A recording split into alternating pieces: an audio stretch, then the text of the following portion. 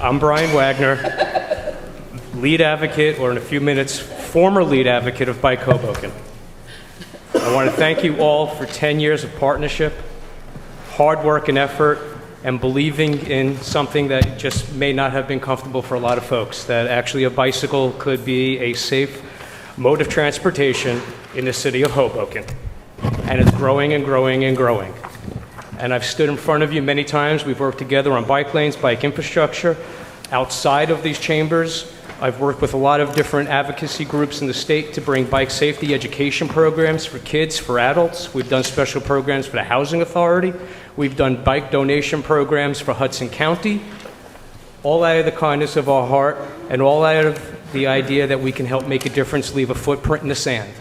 So as I pack my bags and ready to leave this lovely city, I hope that my footprint will remain in the sand, or actually my tire print will remain in the sand. And the only way that's going to happen is if the work that we started continues. Washington Street's the biggest one that's in front of all of us in terms of bonding, in terms of redesign, in terms of figuring out how we can have peaceful coexistence on Washington Street.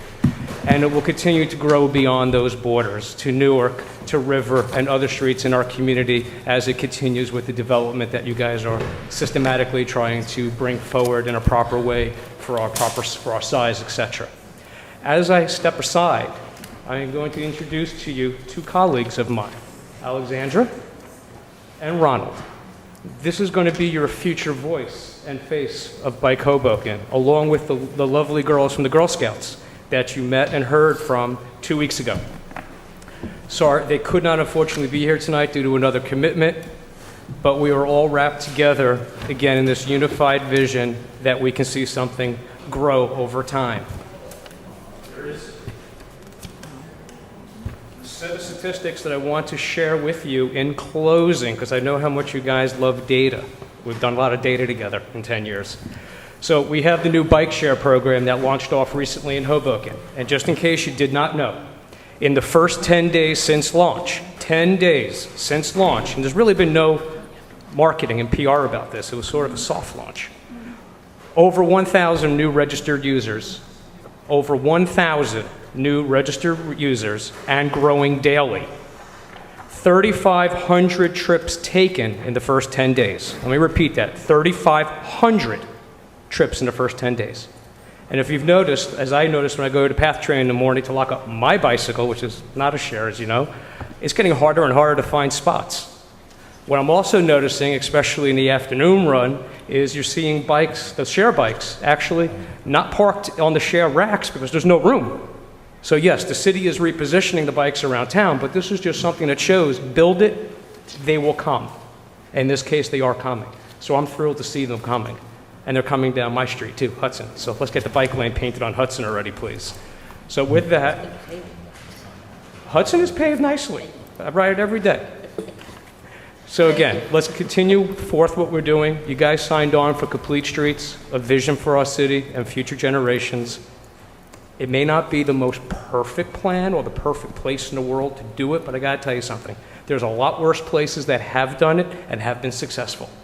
It just takes a matter of getting out there, doing it, and continuing forward. And eventually what you're going to start seeing is more and more people pushing the cars to the side or parking to the west and taking up other modes of transit. So again, thank you very much for listening to me all these years, being good partners, always smiling. And let's take it forward and continue onward. Thank you. Well, thank you, Mr. Wagner, for your service and your advocacy on behalf of Bike Hoboken and the entire community. We really, as a council, appreciate it. And I think it's Alexandra and Ronald have big shoes to fill. So, Alexandra, do you want to come up and address the council? Absolutely. Thank you so much. Let me get My the pleasure. microphone down. I'm a little challenged in the height departments. Please. Yeah. Thank you. Members of the City Council and my fellow Hoboken residents, I am speaking tonight in favor of the proposed Washington Street redesign. Some residents have expressed concern regarding the cycle track, fearing that reducing motor vehicle traffic to a single lane will cause the streets to become unsafe and congested, However, those worries have already proven to be unfounded by our neighbors in the New York City Department of Transportation. They found that on streets that received protected bike lanes from 2007 to 2011, total traffic injury rates were reduced up to 52%. Due to their proven success, New York City is on track to have 1,800 miles of bike infrastructure by 2030. They have learned that it makes the city as a whole safer. Motorists have learned to expect cyclists, and as a result, they are driving slower and more cautiously. This has the added effect of making the streets safer for pedestrians as well. According to New York City's Vision Zero plan, locations where the New York City Department of Transportation has performed major engineering interventions similar to what has been proposed for our very own Washington Street, fatalities have dropped by a third, more than twice the rate of unaltered locations. And in Philadelphia, the Planning Commission and the Mayor's Office of Transportation and Utilities found that the bike infrastructure was successful in reducing speeding and did not adversely impact the car traffic flow, especially on busy center city streets such as Pine and Spruce. Last council meeting, a resident said that Washington is fine the way it is and that he has never seen a cyclist complain to him about the condition of it. However, this view is short-sighted. I am a bike commuter. I bike to Hoboken Terminal and from Hoboken Terminal. People traveling by bicycle, especially families with children, must currently find alternate routes to their destination that bypass what is an entirely inhospitable Washington Street. The purpose for creating safe infrastructure for people on bikes is to allow more people to start cycling, and for those who already do, to use more direct routes. As the major commercial corridor of Hoboken, this avoidance is hurting local business. From my personal experience, I am far more likely to run my errands on the way home from work when I happen to pass by the stores I need to visit. And this is not a situation that is unique to me. The New York City Department of Transportation found that businesses alongside bicycle lanes, retail sales increased as much as 49%, and that is in large part of the reason why so many cities are embracing this infrastructure. Many residents have echoed that Hoboken is a car-centric town and that we should keep it the way that it is. However, we all know that the city is not the same as it was 10 years ago or 5 years ago. Our region is one of the most dynamic places you can live in the world. More and more people are moving from New York City to northern New Jersey, and as a result, in Hoboken, we are seeing more apartment buildings go up. Our rents are increasing with market demand, and it's trickling down to Jersey City and Newark. Our neighbors in Jersey City have shut down Newark Avenue, which is a major hotspot for the best restaurants and shopping, to car traffic for 2 summers in a row to the delight of their residents. I realize that it's not easy to change the status quo, which is why we have to have conversations like these in order to determine how we can best use our resources and to make our current residents feel comfortable within their own city. I feel that a lot of these negative feelings about including bike infrastructure within Washington Street comes with the perception that cycling is a recreational activity and not a functional form of transportation. However, each morning and each afternoon, I bike alongside scores of Hoboken residents, and I see their bikes at Hoboken Terminal where the racks are always full. It is getting more and more expensive to live in the city, and public transportation services are also raising their fares. It is cheaper to join a bike share membership for $85 a year than it is for a monthly bus pass to get around town. For people looking to make ends meet, cycling is the most affordable transportation option.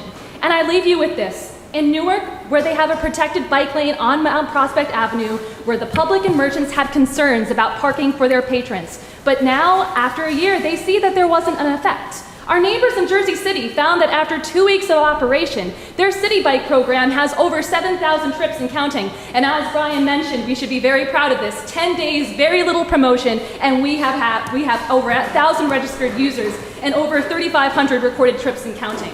And City Council and my fellow residents, we can either join our sister cities and create safe infrastructure for all, or we can say no to this project, and we may find ourselves struggling to compete with our neighbors and who have embraced the future of sustainable transportation. I'll be here all night. If you have any questions, let me know, and I thank you all so much for your time. Thank you. Thank you.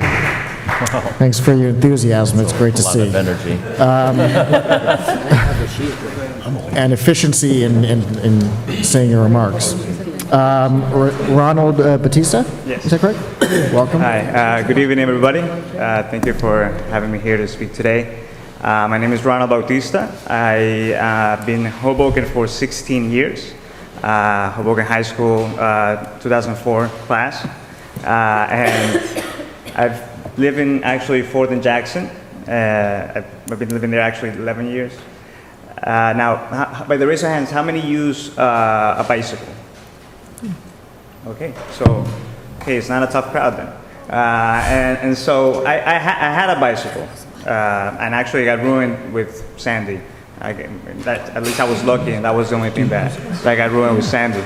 But now I was waiting for the bike sharing program to start, because I was thinking, okay, well, if I just have the bike sharing program, I don't have to buy a new bike, right?